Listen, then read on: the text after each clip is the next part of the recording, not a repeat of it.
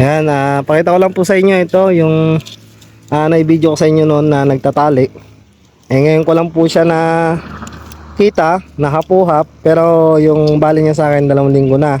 Ayan, ito po yung may bali sa akin, baka po may bali sa inyo. Kung saan saan po kasi natatagpuan, hindi ko na rin po maabutan sa kanila. Ayan, buti ngayon nandito siya. Kaya binabantayan ko at baka ho tumakas, sa iba na naman po pumunta. Isang maulan na umaga mga kagulay, at ngayon nga mga kagulay, andito po ako sa may okra. So makikita nyo, ito na po yung epekto ng Glofos herbicide na aking in-spray dito sa pagitan ng okra.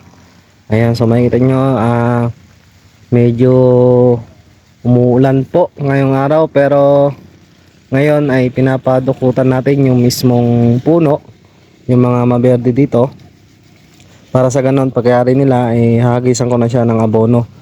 So bali kasi kailangan ng bagsakan ng abono to, dahil nakikita ko sa okra na medyo payat na yung kanyang mga talbos. So mas maganda tanggalin na muna yung damo sa ilalim, para sa ganun po ay hindi masayang yung iabono. Tsaka isa pa dun mga kagulay, bukod doon, para malinis din siya at hindi magkaroon ng antala. So ang ginagawa no pagdadamo dito, kahit basa yung lupa, sinasakati lang po. Sakate kung tawagin dito sa amin. Hindi po siya binubunot, hindi po siya nililingkaw yung mismong puno ng okra, kasi baka manilaw, dahil baka matamaan yung kanilang mga ugat.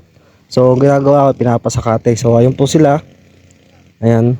So doon tayo para mapakita ko sa inyo. Tabi tayo ng highway, kaya medyo maingay. At saka may nagagrass cutter dito yata sa kabila. Ayan, so ganito yung ginagawa nila ngayon. Ayan, sinasakati lang po nila. At yung mga mabiberde lang po na damo yung kanilang kinukuha. So ito po yung kanilang damuhan.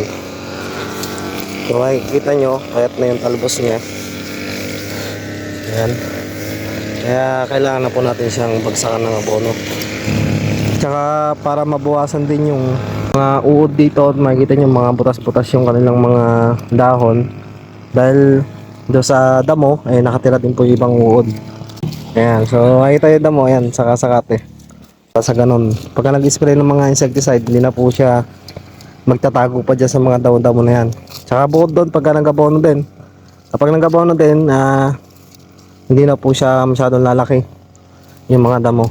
So bali anta-antala lang sa damo, para sa ganun maiwan na ng okra. Ayan.